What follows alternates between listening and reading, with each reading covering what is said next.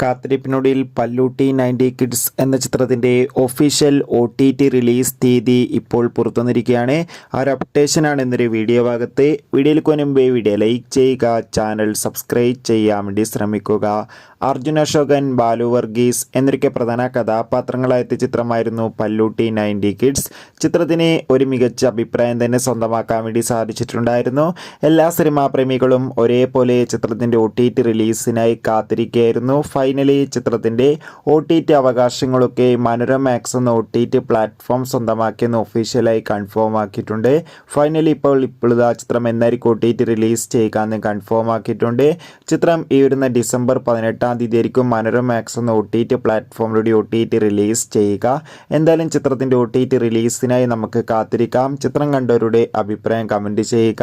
കൂടുതൽ സിനിമാ വാർത്തകൾ പെട്ടെന്ന് ലഭിക്കാൻ വേണ്ടി ചാനൽ ഇപ്പോൾ തന്നെ സബ്സ്ക്രൈബ് ചെയ്യുക. ബൈ.